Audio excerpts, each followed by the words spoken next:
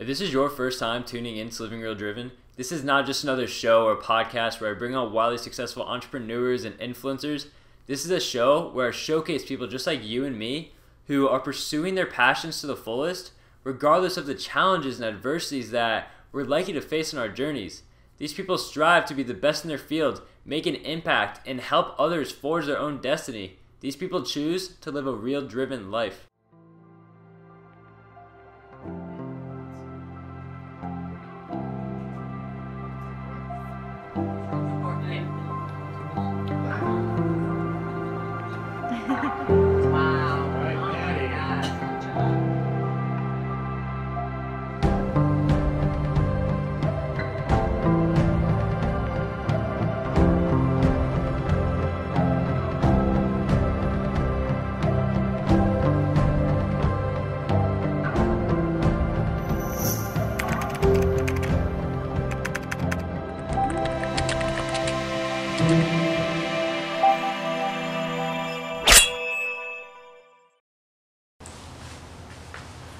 Hi, my name is Matt Odie and I am a testicular cancer survivor. 2 years ago, I was in a coma for 2 weeks, had complete kidney and liver failure, was in the ICU for nearly 50 days, and had to completely learn to walk again. Two years later, I am now a personal trainer. I work out 6 days a week, and I live a real driven life. What's up, guys? Welcome to Living Real Driven. I'm your host, Nick Updike, and today I have a very special treat for you guys. I have someone here with me who has one of the best stories of overcoming adversity I've probably ever heard in my life in person, and I'm lucky enough to have him right next to me to share with you guys live. And thank you so much for inviting me to your beautiful home in Marco Island for the weekend. Yeah, it's just a pleasure to have you on the show. Thanks, brother. I appreciate it, man. I'm glad to be on the show. Absolutely. Yeah, so like I said, this guy is such an incredible, inspiring story.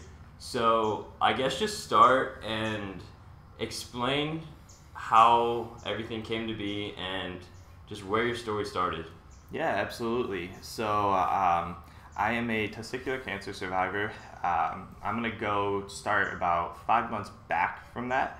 I feel like it's a good part of my story to start to share with all of you guys. So about 5 months ago, it was St. Patrick's Day. I'll just give you a little overview of like myself. I was a personal trainer at the time. Weighed about 185 pounds, pretty lean, worked out 6 days a week. I was very healthy, really tracked all my nutrition, everything.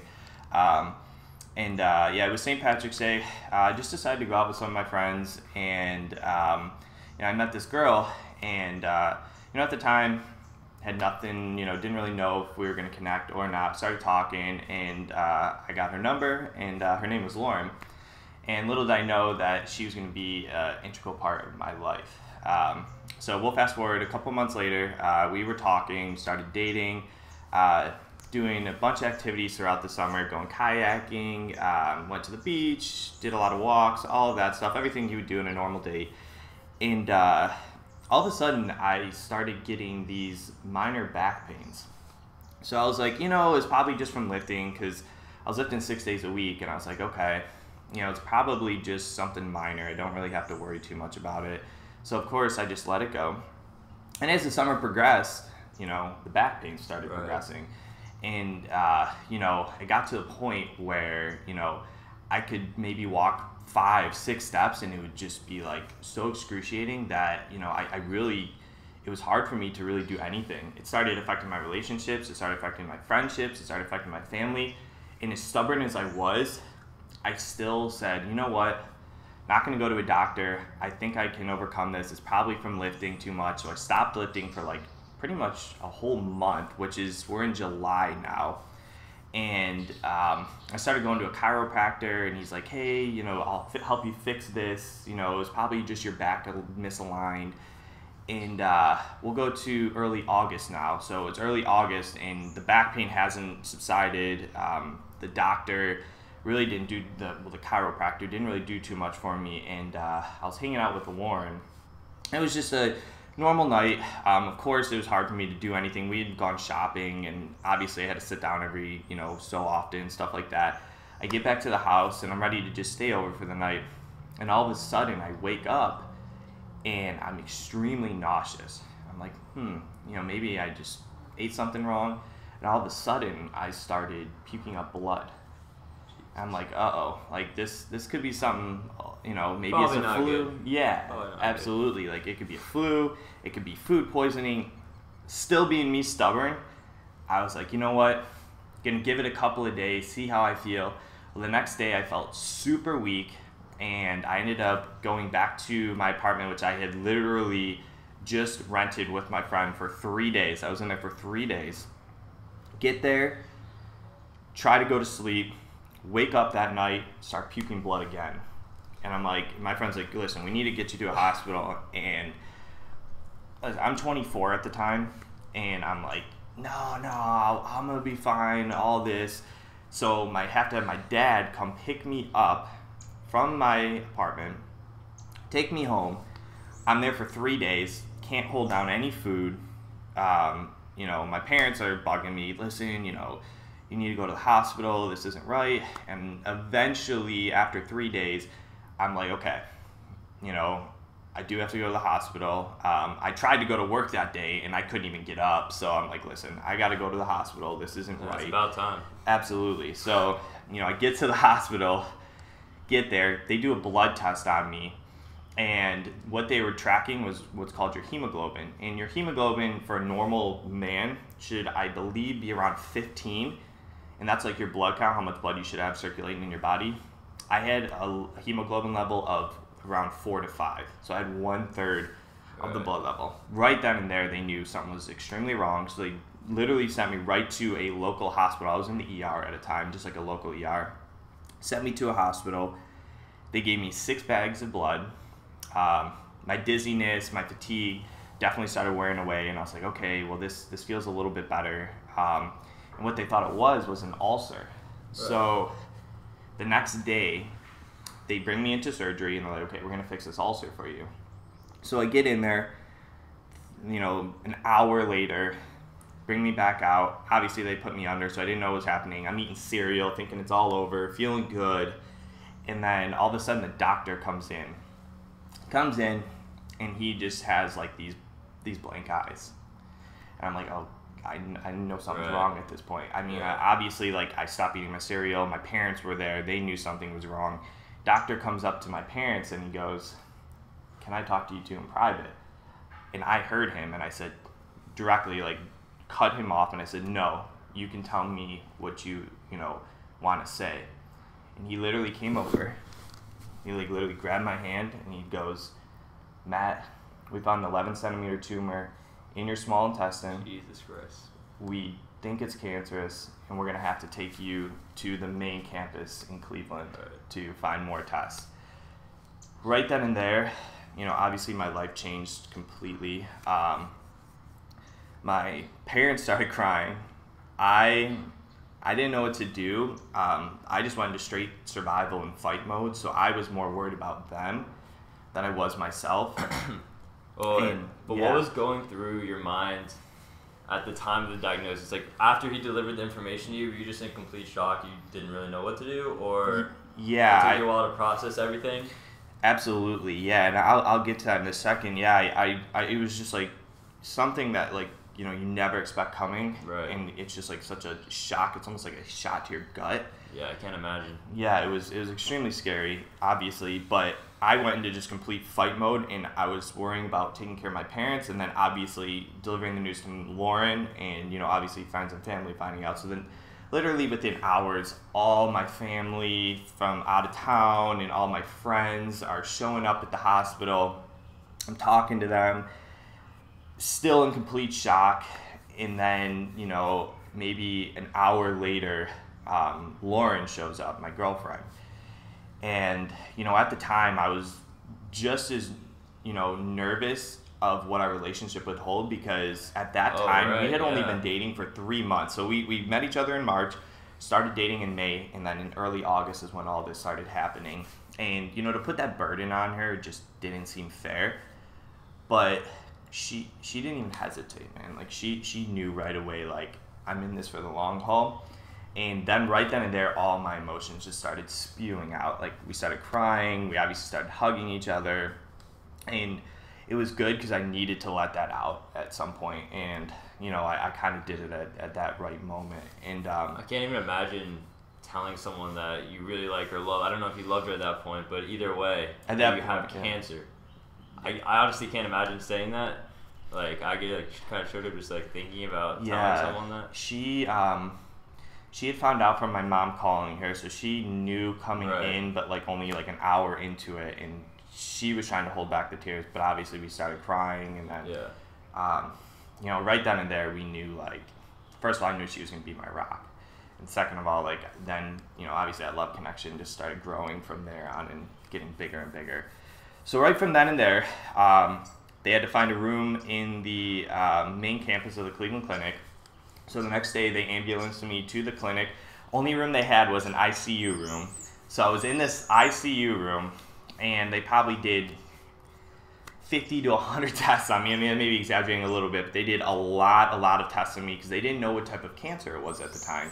All they knew was I had an 11-centimeter tumor in my intestine at that time, so they had to perform a bunch of tests. So, after the test, they discovered that it was testicular cancer. Now, no cancer is good, but having testicular cancer is very, very curable, and it was really good news to hear that. The only problem was it was at the highest stage. Technically, there's 3 stages of cancer, or testicular cancer. My stage was 3 or above, so I really wasn't even in a stage. I was so high, mainly because I was so stubborn and and just let everything out. Fast. Tumors can develop really slowly, or they can be extremely fast. It just all depends on the type of cancer or the type of tumor that's growing in your body. It all depends. So would you recommend next time you guys are throwing up blood, go to the hospital? Yeah, I would recommend anytime you have even before that, like if you have a symptom where your body isn't right, just go get it checked out. It's that simple. I think like getting your body checked out, in my opinion, 6 months, every 6 months you should do it. Just go in, get a physical, and at least that you're in the right path and your body is performing what it needs to be doing, instead of waiting it out and having something happen potentially. So they get in there, they find out it's testicular cancer, they direct me straight to the chemo area. It's really just a chemo facility. So I get into the room, talk to my oncologist, and he decides to put me on an extremely potent dose of chemo. So what the chemo was is I had 5 rounds. Each round consisted of 3 weeks for day 1 through 5, Monday through Friday. I was on 2 main drugs, etoposide and cisplatin. And on top of that, every Monday after that, for the next 2 weeks before my next round began, I was on what's called a bleomycin. But after the bleomycin, I started feeling pretty fatigued, and it's kind of a hard feeling to explain when you're on chemo. As Nick, you probably would be like, hey, I mean, I've heard that chemo is almost like having a very bad hangover, but I'm sure it's a lot worse than that. So if anybody's ever gone through chemo, they would say, hangover times 100. It's times 100. I don't know. I get pretty hungover.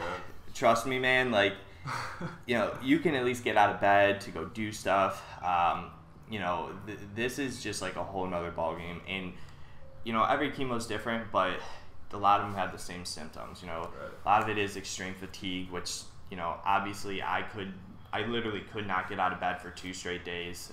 People would have to come and help me out and stuff, and the fatigue, if I didn't take my medicine, I was definitely vomiting, and if you let it go, it just is a continuing cycle, so you have to stay on top of that. And the problem is with your chemo, you go through the 5 days of the difficult part.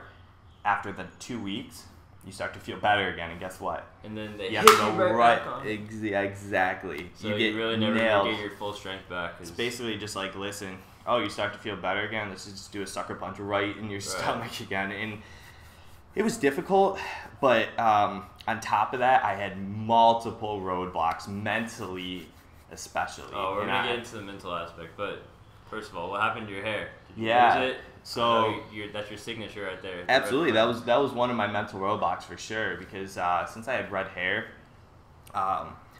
it kind of defined me. Kind of was like, hey, look at, here's Matt. He's like one of our redhead friends, stuff like that. And, on top of that, I ended up growing out this dirty mustache. It was bad. It was bad. I can't grow one really. You have any pictures we can put in this video? I will show some pictures with you, and they weren't pretty. It's even on my driver's license.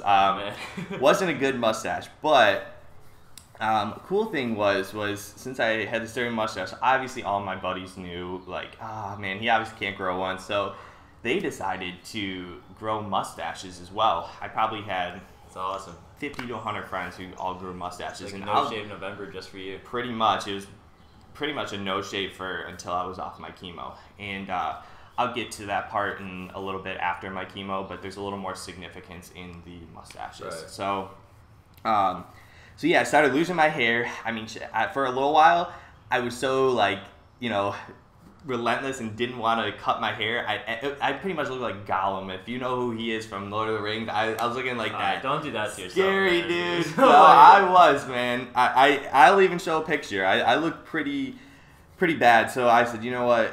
Let's just do this. Let's shave it off. So I shaved it off, and you know what? It actually, for the first week, I was very insecure. I was worried about. I wore hats all the time, and after a while, I just looked back and I said, you know what? Like, I started seeing other people who were going through stuff like this, or other people who had different, types of diseases that they didn't have hair either. Right. And, I go, you know what? I'm not going to let one thing define my life, and I stopped wearing some hats every once in a while, started going out in public, and people actually would, kind of look at me sometimes, and actually, like, I had a feeling they knew what I was going through, some of the people, and, they seemed way more supportive. Some of them would come up to me and say, hey, I just want to pray for you, stuff like that. And I was very appreciative of that. Right. So, don't ever, the big thing you could take away is don't ever let anything define who you are. Because, awesome. It's a big life lesson, because so many people are too worried about a specific thing when really in life you're going to get hit, and it's, what you do to get yourself back up. So that's awesome. Thanks. I appreciate it. And, after that, a couple rounds went by, and I hit my next major mental roadblock. And this is where I had a 3-year-old dog. His name was Duke. He was a boxer. And about 5 months before I was diagnosed with cancer, he was diagnosed with cancer. And boxers are actually really well known for getting... I'm a boxer. Yeah, and they're actually very well known for, unfortunately, getting cancer. And mine got it a lot earlier than most. And... he took a turn for the worse directly in the dead smack middle of my chemo. And it took a big toll on me. Not the dogs, man. Yeah, we had to end up putting him down.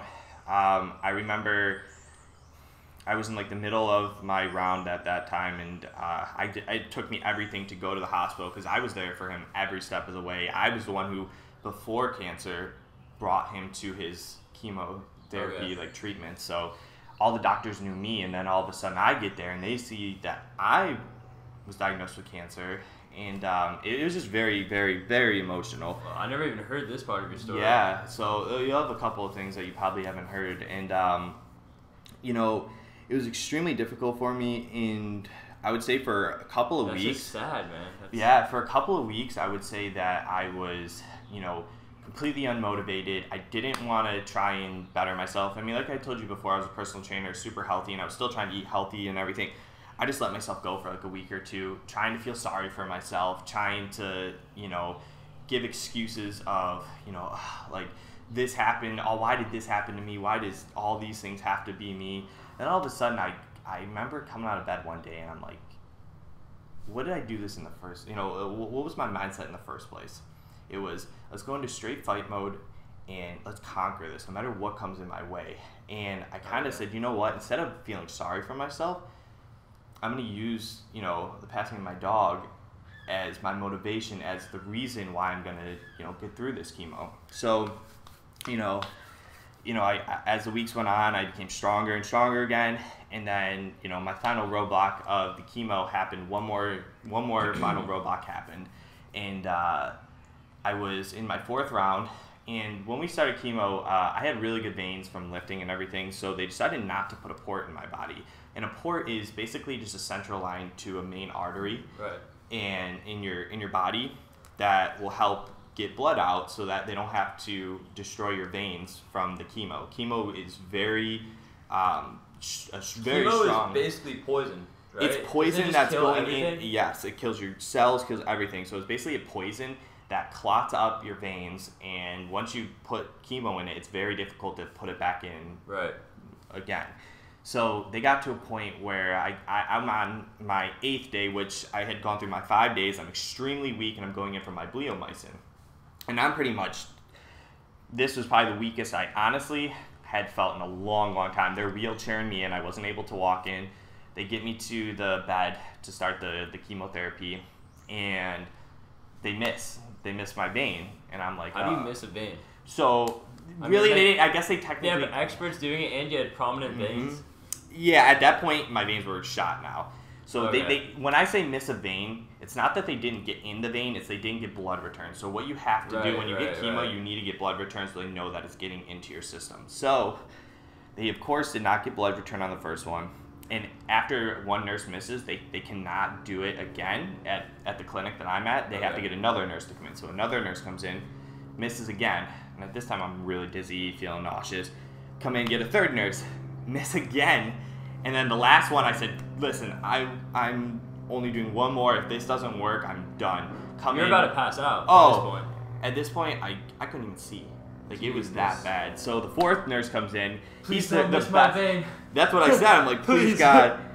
And he missed my vein. So I'm seeing stars. I am in, like, another galaxy at this point. So, like, they call my oncologist.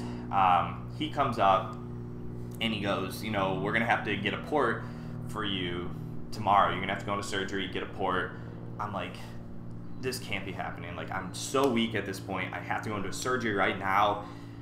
Freaking out. So I call my girlfriend up. She obviously helps calm me down. The next day, I get in. Obviously, I'm not happy, but I get the procedure done. And literally, it was just a life changer. Like, it was, getting a port is... I mean, I would say over 90% of people who go through cancer end up getting a port. Right. I was one of the few that didn't. So, you know, I ended up getting the port, changed my life. You know, made it through the next round of chemo, and finally, you know, completed my 5 rounds of chemotherapy. And what I could say there was probably one of the most gratifying days of my life, for sure. I feel like I had just, like, conquered Mount Olympus. You know, it was just like, you know, you feel super proud of yourself. You feel strong, and you're like, okay, I'm ready to conquer. You literally just fought a war. Yeah, absolutely. Cancer. And so you're like, okay, I'm ready to just tackle the next step in what I need to do. I knew I was gonna have to get a surgery since I had that tumor in my stomach. So, all right, before you go into the surgery, I want to go back. So obviously you lose weight very drastically when you're on chemo. Oh, so yeah. How large of a role did being a personal trainer and being in really good physical fighting shape, how large of a role did that play in fighting against cancer and going through chemo? Because if you're already weak going into chemo, I'm sure you're a lot worse off than if you have some mass on you, some muscle. And absolutely. So, you know, that's a great question. Yeah, I was 185 pounds. You know, I was very, very strong at that point, and then I probably dropped to 150 pounds, which actually wasn't extremely drastic during the chemo. Only losing 35 pounds, but I did lose almost all of my muscle at that point. You know, and it was very difficult. It was very difficult because you pride on your body. Exactly. I was gonna say, man, that's like losing all my muscle. It worked so hard for this. Oh, every time you're like, you kind of look back and you're like, man, I did 5-10 years of work to lose all of it in a matter of 3 months, and then. Right. Would you say it came back faster though when you did recover eventually and you started working out again? Well, with my scenario, which I'll get to, not really. Well, yes, because I was more knowledgeable, But we'll get to that point. Like, yes and no at the same time, just because of my recovery of what I ended up having to go through. Okay. So we'll get to that part. But so after my 5th round of chemo, obviously I was feeling, very grateful and, ready to conquer that next step. So my oncologist came up and he said, okay, we're going to kind of let you recover for a month before we get the results, and then we figure out what we have to do next. Because when you go through chemo, they want you to, have all the chemo out of your body, and it kind of helps with the results because, there's a lot of chemicals still that need to kind of drain out of you. So for that month, going back to the mustaches, with all my friends growing mustaches and everything, my dad said, you know what, this would be really cool to, do an event to maybe, kind of share with Matt's, journey. Story. Absolutely. Yeah. So every Thanksgiving, this was the treatment ended November 21st. So every Thanksgiving, we do what's called, a 5K turkey trot. And I've ran them in the past a couple of times, and they're pretty cool. And obviously I wasn't able to this time. So my dad said, you know what, let's get as many people as we can to come up and show support. And, we started emailing people, and we got a crazy amount of people that came to basically show the support for me. We got over 400 people. All the guys tried to grow mustaches. Girls painted mustaches on their face. We provided t-shirts for them.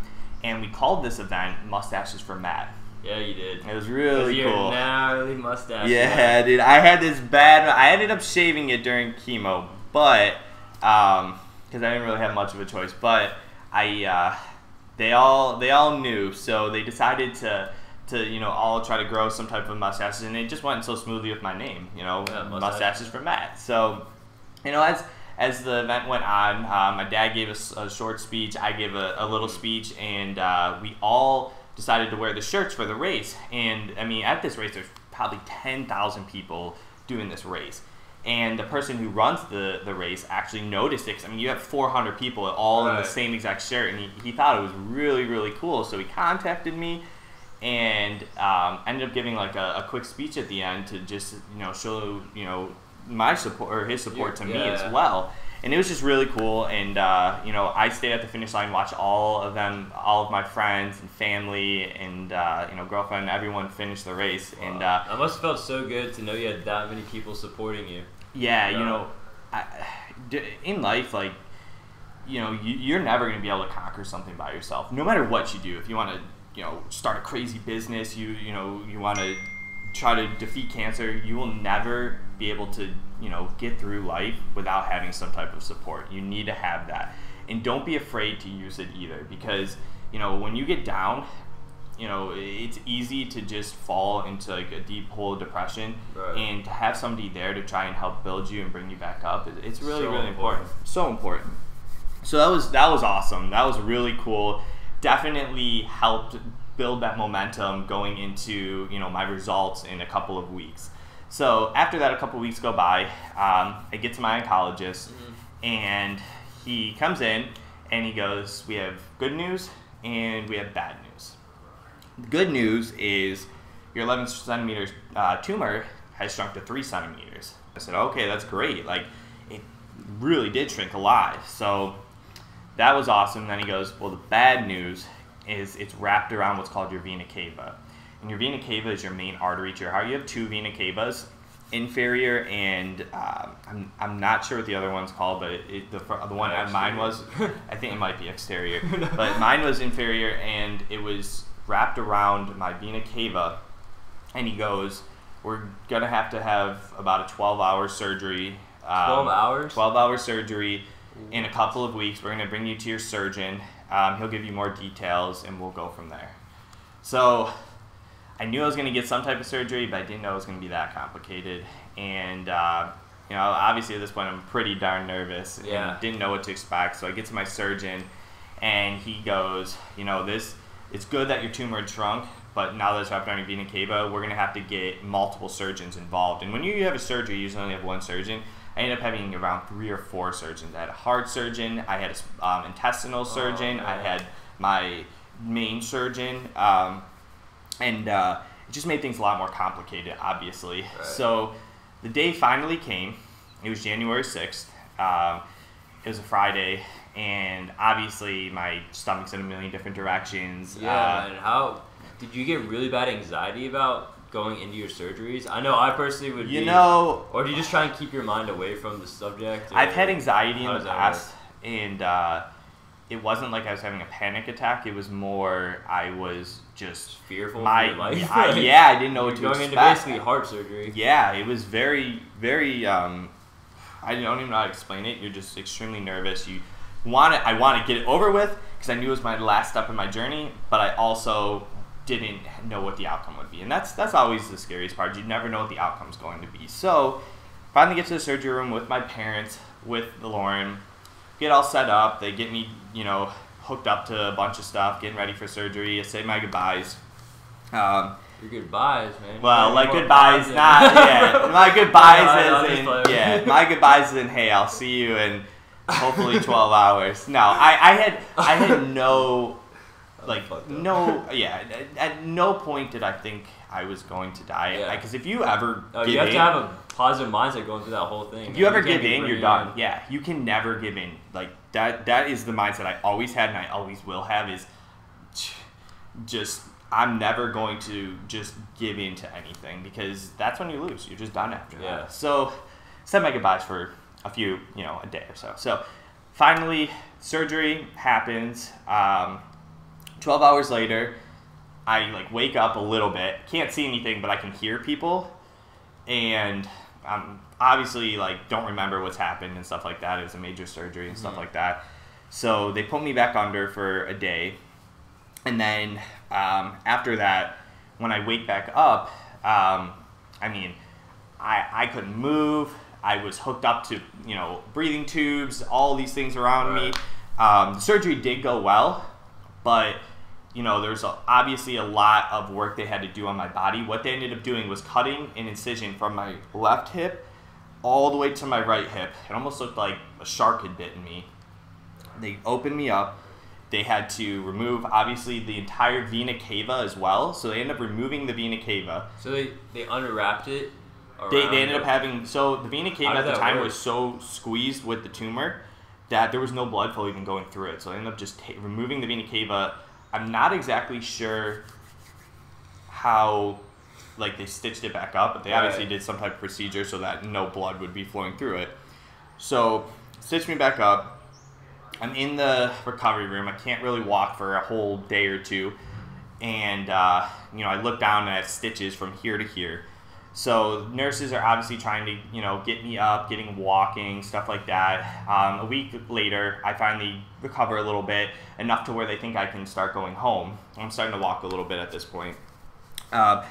On top of that, when I got out of surgery, so going into surgery, like I was telling Nick, I was 150 pounds, probably at that point even less now, probably 145. Coming out of surgery, I was 200 pounds.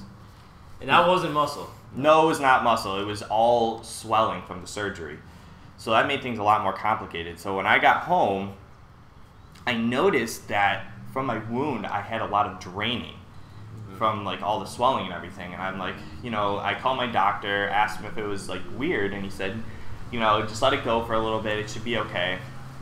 As about a week goes by, all of a sudden, it just stopped like that. No more draining. Still 200 pounds. So it was draining, and then just stops. Just stopped. I go, okay, that's kind of weird. Then all of a sudden, I literally wake up the next day, was in so much pain that I couldn't even get out of bed. I was screaming. I was on Oxycontin. I was on Percocet. None of that was doing anything for me. My dad ended up rushing me to the ER. I get there. They tried to do a couple of tests, couldn't figure anything out, so they rushed me straight to the Cleveland Clinic. And literally... Luckily, this man lives near Cleveland. Yeah, by the way, Cleveland Clinic is probably one of the top 3 hospitals in the entire world of no matter what you're going through. And the nurses and doctors there are beyond amazing. I can't imagine how much you despised hospitals. You were probably like, oh my gosh, I have to go back to this place. I thought I was getting through everything. Like I thought I was near the end oh of the yeah, road. I wouldn't say despise the hospitals. It just Like you're completely grateful sick for of them, it. Yeah. I'm sure, but at the same time, yeah, you're very sick I was of being in them. absolutely. I was extremely just ready to be in recovery mode and stop having to go for all these complications. So I get there, and at this point, I don't remember the rest for a while. I completely blank out. Apparently, I get there. They're trying to help my pain. I'm screaming. I don't know what's going on. They do a few tests, and they find that I have a ton of fluid built up in my stomach from the surgery that they never drained out of me. So they do what's called a TAP procedure on me. And they ended up draining over 3 liters of fluid out of my stomach for the first time. This is just the first time. And after that happened, my body just completely shut down. My organs, my liver, my kidney, I went into what's called compartment syndrome. And my entire body just shut down, and I went into an unseduced coma for 2 weeks. So while I was in the coma, we ended up having 3 different prayer services. My mom kind of got together with the church, and we had family and friends come in to, just pray for me. And we're definitely very religious and strong in our faith. And this story I'm about to tell you is definitely like a big testament to our faith, and it's just very powerful. Before I get to that, while I was in the coma, I had 2 catheters, one in my neck, one in my chest for dialysis. I was hooked up to about every monitor you could imagine. I had a cone in my head to drain fluid out of my blood or out of my brain. Yeah. While that was going on, they also drained an additional 3 to 4 liters again out of my stomach. So, at this point, I went from about 200 to probably close to, at this point, I was probably lost 40 to 50 pounds. Dang, so they just you filled up with fluids and they drained all your fluids. That is it was crazy fluctuation. Absolutely. And, going back to our testament and faith, during the last prayer service, one of my friends received a call from my mom, and she had told them during the prayer service that I had just woken up, and this was the very last prayer service they were going to have. Wow. And that was the day that I woke up. From the last prayer service. Yeah, everybody at the service was completely shocked. You have to believe in a higher power at that point. Absolutely. Now, when I say woke up, it's not like, oh, hey, I woke up, I can get out of bed and all that. Right, I was literally flinching, kind of. I could open my eyes and maybe flick my fingers. That was it. So how long were you in this coma? 2 weeks. I was in the coma for 2 weeks. 2 weeks. And can you elaborate on what it was like to be in a coma? Was it almost like you were stuck in a dream for a long time? Or do you not remember anything? Or what was it like? No, it did feel like I was stuck in a dream. You don't usually remember a lot of your dreams, but I can actually remember this one. And it was really, really weird because I think part of it was because I would wake up at certain parts and I'd be right back in my coma, or I was in the coma, but I could see nurses, I could see doctors, There's a part of your subconscious that was picking up clues while you're in your coma. Absolutely, 100%. And it was just a dream that wouldn't end. It just really was, and eventually I did obviously wake up, but it felt like a dream that would just never end. It's impossible to explain, but that's the best way I can kind of tell you. In your dream, man?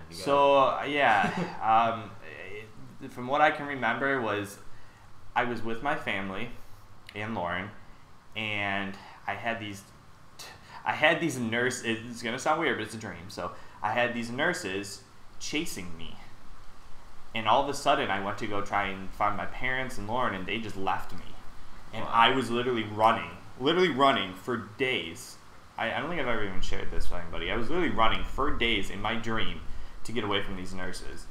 And I would end up in the weirdest places, amusement parks, in beaches. It was, you can't even think of it. So, eventually I get to a point where I end up seeing all my family, all my friends, my grandmother, my aunts, my dad, my mom, my friends. We're all in this big meeting. And then, they're just all like cheering for me. That's all I know. They're just like cheering for me. And then all of a sudden I woke up. That's crazy how the mind works, man. Yeah, and I think during that coma we had multiple people come and visit me. I mean, hundreds of people were visiting me, and I think a lot of it has to do with when I got to that point, my subconscious was telling me, like, listen, Matt, like, God has bigger plans for you, and, you know, this isn't the end of your journey. And you have so much support and so many people relying on you, and not even relying, sorry, there to just, you know, there to be for you. And, you know, it kind of just, that was part of my dream. So I ended up waking up, once again, not having a single clue where I'm in. I mean, I had breathing tubes down my throat. Obviously, I can't talk. Even if I didn't have it in me, I wouldn't be able to talk. Couldn't move. So as like a week went by. Wait, what was it like not being able to speak? I mean, you were just there, but you couldn't really move or talk. There was a tube in your mouth. Like, I mean, I would honestly go into a little bit of a panic because I get claustrophobic. I do not like that. Let me tell you this, dude. Like, I was on so many drugs and I was in such a like state of subconsciousness that my mind wasn't working properly. So you weren't worried about it? I was in a different, my mind was in a completely different like world. Like, I wasn't me. I wasn't Matt. You weren't like, conscious. Really. No, I wasn't like, if someone would try to have a conversation and I could talk, it'd be like talking to a 2-year-old is what it would be like. Okay. So at that point, I'm just like, ceiling. I look at a ceiling. I look at a picture. You're like, oh, and then I'm like, where I can say like, oh, where am I? But then I would just be like, kind of slowly go back to sleep, stuff like that. As the week went by, my brain started functioning a little bit better. I remember the Super Bowl being on, and the problem was when they finally took the breathing tube out of me, I was not allowed for probably over a month almost. I was not allowed to have any liquids. So no water, all so straight IVs. Okay, yeah, they were. And that was IVs. And obviously no food. That was possibly the worst feeling like ever. Is if you don't get water like in your mouth and it just gets dried up. How are you getting nutrients? All through IVs. All through IVs. They can sit everything through IVs. They're giving me all my nutrients through that, food and and liquids. It was like one of the worst feelings. Eventually, they got to a point where they could give me some swabs where they would literally have a little sponge that they just dip in water and they rub around your mouth. That's it. That's all I could do for like a month. Some good water. Oh no, I got to a point where I was like delusional because all I could literally fixate myself on was water. So I would just beg for water. And that was a really difficult part, obviously. Right. But as about a week or so went by, you know, obviously I still wasn't have water at the time, but I was doing a little bit better, and they decided to take one of the catheters out of my, out of my body, and the one on my neck. So my parents, they're like, hey, this is a little procedure. We just have to have you guys come out. It should take 15 minutes. Go in the waiting room. We'll be right back. Go to take out.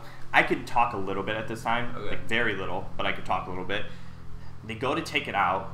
All of a sudden, all I can remember was, man, this feels weird. All I said was, this feels weird. Like in a really small, like it wasn't like me talking like this. It's just, I feel weird. And they heard it, and all of a sudden, I went into cardiac arrest. Dude, you cannot get a break. No. You can't get a break. No.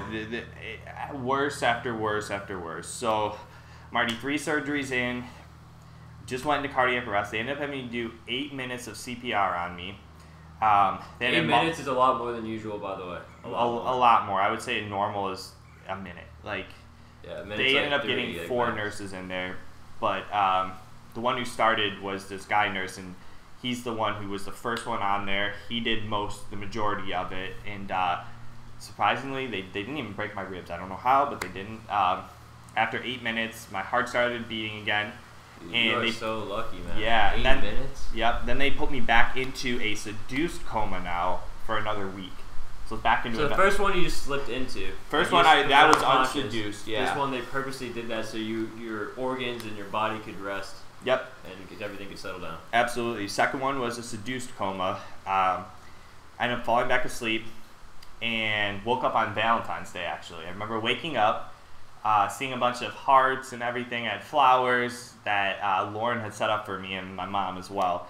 And I just remember being so grateful, but obviously couldn't talk again. And, I think they could see it in my eyes, and it was just super grateful. And as the weeks started going by, I started recovering a little bit more. So now it was like, okay, now we have to try and start getting Matt out of his bed. And this was a super slow process. It was me literally laying in my bed for the first week was just lay in my bed, sit up. That was it. Lay, sit up. That took all the energy out of me, and I could maybe do that like 3 or 4 times. So that took a full week. Jeez. As soon as we were done with that, like another week later, it went from sit up to just try to stand. I could stand for maybe 10, 15 seconds. And at this time, I'm in the ICU, trying to recover and everything. As another week goes by, then it was, okay, let's take your first step. I mean, this is like an infant here. Like I'm literally learning to walk again, completely. So it took me a whole week to start taking little baby steps. It was really difficult for me. I'd get extremely dizzy and extremely fatigued. And something just didn't feel right. I don't know what it was, but it didn't feel right. But I would push through it. I'd have to sit down after like 4 or 5 steps, and I'd get up. And eventually I got to a point where I could maybe walk like 20 or 30 steps, 40 steps. I was getting a little bit better every day. Right. So they finally said, okay, we're going to get you out of the ICU and get you into a little bit less of an intense care. You're still getting, treatment every day. You're still getting monitored all the time. So I get in there, start recovering a little bit better. Dizziness, though, and the fatigue didn't really go away. Really weird. So about another week goes by. We're pretty much in like week increments here. Right. Another week goes by. They're ready to finally ship me off to my final stage of recovery. And as I'm in the recovery room, my dad's talking to his friend, and he's like, man, Matt has this really cool scar. At this time, I've had 4 surgeries. He's like, hey, you want to look at it? So I go to show him my scar, and my intestine was bursting through my stitches. And you could literally see, like, I don't want to get too time seeing the scar. That wasn't my first time seeing. But at that point, like, something tragic happened, and that was like that day that it happened. Yeah. So my spleen literally like came out of my stitches. Like, it wasn't like your whole entire spleen, but like part of it started coming out. The nurses had to rush me directly into my 5th or 6th surgery. At this point, I don't even remember how many it was. Directly into the surgery, and I ended up having to go into another like 12-hour surgery that day. Yeah, I can't even imagine. That's yeah. But how much you must take you must appreciate your health so much more after going through this. Like, now you're able to work out 6 times a week. I can't imagine. Oh, going absolutely. through that, you must be so grateful to be able to work out. Like, just listening to you talk about this, I'm like, oh my gosh, like, I'm so lucky. I can go out and go for a run right now. Oh, absolutely. Couldn't even walk. Couldn't even walk. So, everyone's like, oh, I want the perfect body, or I want to look like this person. I just want to be the best version of myself. And that's what you should try to be too. Be the best version of you. Don't be comparing yourself to others, because guess what? You're never going to be able to get to where you want to be in life if you're just comparing yourself with people. Always say, hey, whatever I want to do in life, I'm going to be the best I can be at it. Because everyone has their own niches. Everyone has their own things that they're good at, things that they're not so good at. So don't try to be somebody else. Just be you. So fast forward back to the surgery. After the surgery, while they're in the surgery, they had done so many surgeries on my stomach, they ended up not being able to stitch it back up. So what they had to do was actually leave my stomach open. It wasn't like everything you could see, but it was like a big layer of skin cut. It was probably 1.5 inches of like no skin, where they had to put a mesh on my stomach. Wow. And then on top of that, they had to put a wound vac, and it was from here all the way to here. So at this point, it literally looked like a shark had taken a bite completely out of my stomach. Yeah. So I get back to the recovery room. Of course, they put me back in the ICU room again. So I'm back in the ICU. And that day, well, maybe the next day or 2 days later, they're like, okay, let's start trying to walk again. So I start to get up and I start walking. Dizziness pretty much goes away. Fatigue, not nearly as much.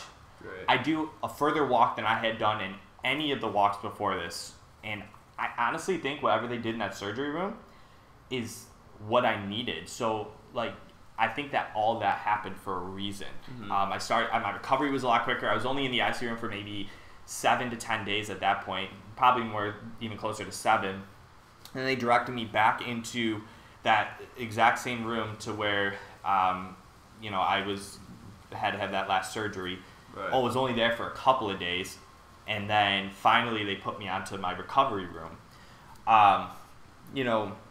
Throughout the recovery process, that's where it became more intense rehab. I was, at this point, walking a lot more. I mean, it's not like I could just go walk a mile at all. I was still walking maybe 100 meters at this point, but getting up out of chairs, learning to go to the bathroom on your own, stuff like that. Just very simple things that you take for granted. I was just going to say, all those things you take for granted, but you had to relearn how to do those, man. Everything.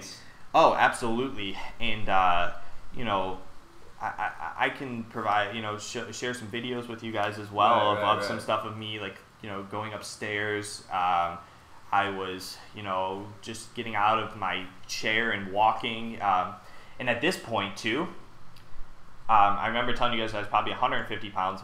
Well, since I wasn't able to eat or drink for a long time, I got down to about 110 to 115 pounds. How tall are you? 5'10" to 5'11", right around there. So he's 5'10" and a half. At 110 pounds. Yep, I was 180. He's basically bones at that point. I was 185 pounds less than a year ago. So I lost about, do the math, 70 pounds since then. Yep. That's absurd. Yeah. So obviously daily life was extremely difficult, and my energy and everything wasn't there. So as the weeks went by, crazy story, the reason I started on St. Patrick's Day when I met Lauren was actually exactly 1 year ago to the day. March 17th was the day I was released from the hospital. 1 year exactly. Wow. So talk about a celebration. It's not like I was me again, but like I was able to go home finally. Yeah. It was kind of like a celebration of, obviously the 1 year with me and Lauren, and me getting out of the hospital. The really cool part was my surgeon actually, he wanted to drive me home, because he was the one, he did 5-6 surgeries on me. He knew obviously everything I went through, and he was just so grateful to see me be able to finally go home. So he ended up taking me home that day and bringing me to my house, and it was just a really cool gesture of him to do that. So that was kind of finally the next step in my recovery. Yeah. So throughout this was a long journey. It was a long process. Yeah. How were your parents able to cope? Obviously they supported you and they had strong faith, which played a big role, but how did they handle everything? Absolutely. I mean, I'm sure it took a toll on them as well.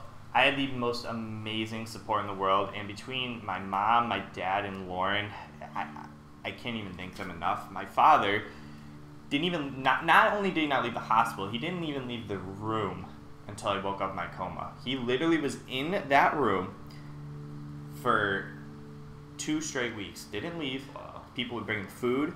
He would just sit there and make sure I'm all right. My mom would, get all of these people together for prayer services. She would get all my friends and family, give them news all the time. And then Lauren. Yeah, she's your rock. Oh my. She, I would say, is mentally the reason I was able to get through most of all of this. She would literally wake up. She slept in the hospital for basically I was there for 60 days, close to it. She slept every single day there with my parents in a little hotel room in there, in the hospital. She'd wake up at 5:30 in the morning, have to fight this lady who wouldn't generally let people in early, but she would literally fight her every single day to get in to see me for 20 minutes when I couldn't even talk to her. She'd go to work. She'd come back for 2 to 3 hours, hang out with me, and then go to bed. Weekends, everything. She didn't go out with any of her friends. She didn't do any of that. You want to talk about dedication, in a relationship? Yeah, you found a good one, man. I get emotional. Would you say this whole, would it have been completely different if she wasn't in your life at the time? Mentally, yes, absolutely. Mentally. Every day when I was able to talk, I would ask my parents, "When's Lauren coming?" I mean, I was still delusional. Right. I was in a fog. And all I could think of was, obviously water, food, and then food, Lauren. water, girlfriend. That's it. I just wanted to know when she was coming. And they told me, listen, she'll be here every day, same time as usual.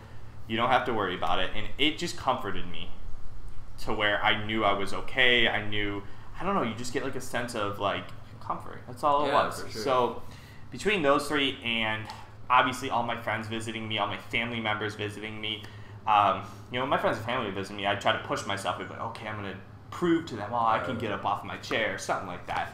And that really helped me as well. So the support, that was probably the biggest thing of helping my recovery. Right. So one more thing. Well, actually, a lot more. I have a bunch of questions just because it's so interesting. Yeah. So you said your girlfriend really helped you mentally. But were there ever any times when you were going in and out of surgeries, you're in a coma, you're out of a coma, where you were like really down on yourself and you're like, holy shit, like, am I actually going to get through this thing? It's never ending. Like, it won't stop. I wanted to go home. That was a big thing. I always said I want to go home. I never thought I was going to die. So there's no part you were like... I told you like before. There's no part you gave up at all. Mm-hmm. You stayed mentally strong. And how did you do that? Like, were there any...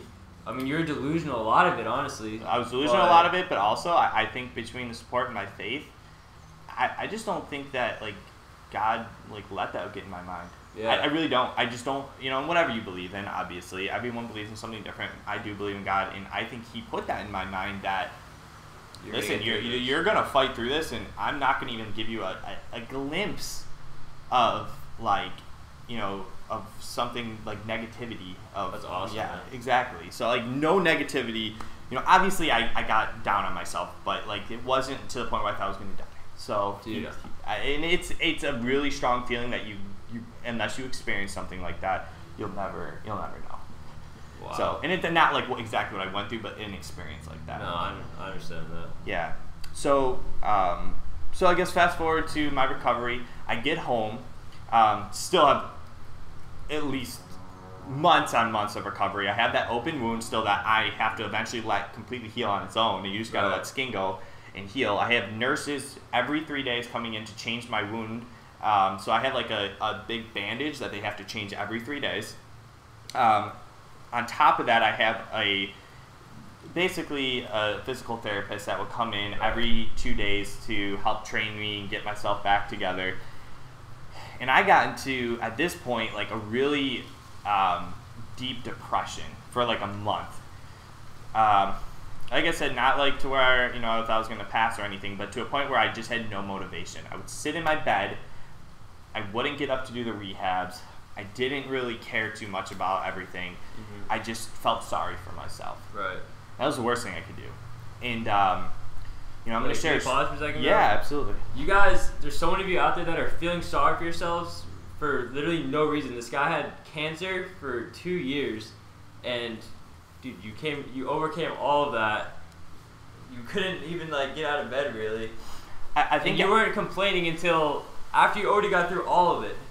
Yeah. You guys are complaining all the time. Thanks, man. Put it in perspective. Like, you guys are complaining over, like, bullshit stuff. I really appreciate that. You know, and just like Nick said, everything's in perspective. You need to put life into perspective because, you know, everything you go through, there's people that were in worse case than me. There's people out there that are born with certain diseases, children, or there's people in, you know, different parts of the country that don't have food and water. Like, you're worried about what freaking, you know, John is, how many, you know, is talking about you on Instagram, or how many likes you're getting on a Facebook post, or whatever it is. You know, put things into perspective a little bit, and, you know, don't just be grateful for things. What I do now is I actually write, you know, 3 things down, you know, each day of what I'm grateful for, and it really makes, you know, a different perspective on life. So, you know, going back, obviously at that point I was feeling sorry. I think because my mindset was starting to come back a little bit more. Yeah. It was starting to become more of me. And I got to a point, so I'm going to share this story with you, which I have only shared once. I was with my girlfriend at her house, actually. We were in the basement. At this point, I was able to stand for maybe 2 or 3 minutes, and we were playing pool. I could, like, hit a pool stick. And all of a sudden, I made, like, this shot, and I, like, kind of just made a joke to her. And I said, oh, you know, I'm better than you or something like that. And she grabbed my wrist. And she's like, she literally looked at me straight in the eye and she goes, what are you going to do about it? And right then and there, I'm like freaking out. I'm like, let go of me. And she's like, no, what are you going to do about it? And I was completely defenseless, completely, like, I felt like completely useless. Yeah. And all of a sudden, I just started crying. I'm like, let go of me. I started crying. I walked back to the chair, and she obviously felt absolutely terrible. She was just joking with me. Right. But it changed my life. This changed my life forever. She literally instilled a sense of strength into me by doing this. I sat down with her for like an hour and said, listen, if I can't take care of myself, how am I going to take care of you, or, you know, whatever holds our future, or anybody in my future? Literally stopped feeling sorry for myself that day. Picked up 2-pound weights the next day. 2 pounds, that's all I did, and just started doing bicep curls. That's all I started doing. Yeah. Literally, one day at a time. After 7 days, I started doing a little bit of shoulder press with no weights, literally just going over my head like this. Right. Just started doing stuff. Just start going. And as the weeks started progressing, I started walking a little bit more. I started adding more weight. And literally, like, within months, I started gaining weight. I started eating more. I stopped feeling sorry for myself. I said, you know what? Like, I'm going to get over this, and I'm going to be in better shape than where I was when I even started, when I was a personal trainer. Oh, yeah. And, you know, as the weeks and months rolled on, you know, my wound started healing, everything, and well, fast forward to a couple, like probably 7 or 8 months later, Thanksgiving hit, and we had another Mustaches for Matt event. And my goal was to run it, and unfortunately I wasn't able to. It was a big goal of mine, but I wasn't able to. But on top of that, everyone could see the progress that I made, because a lot of them hadn't seen me in a little while, because I was still a lot of recovery at the house and stuff like that. And, you know, it was just very gratifying to see all of them. And then we can go even a year later to now. Remember, I was 115 pounds, March 17th out of that hospital. Today I'm 2 years, not even 2 years later, about a year and 8 and 9 months later, I'm 190 pounds. I work out 6 days a week. I did my first 5K in Thanksgiving, where I walk and ran it. And my passion now is to share my story, but it's not about my story. It's about helping others from what I've learned through what you went through. Absolutely. It's you know, in life, it's not just, you can have an amazing story, but if you can't share it and be vulnerable and, you know, help others with it, your story is pointless. So, you know, you need to learn to be able to help others with this. And today I want to kind of just be able to share my story, and hopefully this can resonate with somebody out there and just give them perspective and maybe a little push to do something in their life that they never thought they could do. Right. But I want to never give up. Holy shit, don't give up. I mean, look at this guy. Thanks, man. I appreciate it. And, you know, one big advice I could give you is, you know, in life, there are going to be so many challenges that present you. Obviously, it might not be like what I've gone through, but you will have a challenge in life, and it's whether you take action and learn from it and use what that is to help others and be better with yourself, or let it defeat you and feel sorry for yourself. Those are the only two options you have. So, you know, in life, be the best version of yourself and use that to help others. Wow, man. I mean, I was going to ask you a question at the end about advice to give people, bro, but you just nailed that. Like, I didn't even have to ask you the question. But dude, that story is insane. Like, that is one of those inspirational stories. You don't have to even have cancer or be sick to relate to this story, because it's all about, like, not being a victim, like seeing where you can be and never giving up. Absolutely, never give up, guys, and always definitely rely on that support, and be grateful for life. Absolutely, go out there and do something you think you can never do, because guess what, you can do it. And I promise I'm a living proof of that, because I'm just getting started, and I'm gonna keep sharing my story. I'm gonna keep trying to help others. All right, man. So one question I like to ask everyone at the very end of the interview is, if you were to give some words of advice or encouragement to someone out there who has these big dreams and ambitions, that they want to pursue, but maybe they're too afraid because of what people think. They don't have support from their family and friends, and they're just afraid to like fully immerse themselves and pursue that dream. What advice would you give these people in a few words? I know you pretty much killed it with what you just said, but is there anything else you want to tell these guys? First of all, you're not your father, you're not your mother, you're not your friend. You need to be you when it comes down to all of this. It ultimately comes down to being yourself and being the person you want to be. We all have these big dreams, but only the 1% of the 1% actually go out and do it. Because of what Nick just said, they're worried too much what their friends are gonna think, they're worried too much of what their family's gonna think, and if you can go through X amount of months, X amount of years of, you're never gonna make it, or, all this negativity, guess what? Your biggest haters are gonna be your biggest supporters. I promise you that. So always be true to yourself. Never let somebody else dictate who you want to be. Oh yeah, man. Thank you for coming on the show today. I hope you guys got a ton of value out of that and enjoyed his story. I know I did. I've heard it before and I love hearing it again. It's so good and it inspires me every time I hear it. But yeah, also follow my man on Instagram. He posts stuff, a lot of really valuable content on there. What's your Instagram handle? Matty Odie. Matty Odie. That's it. So MATTYODE. So yeah, I'll put that in the description below. Make sure to give him a follow. He has some really good stuff on there. And yeah, stay tuned for the next episode.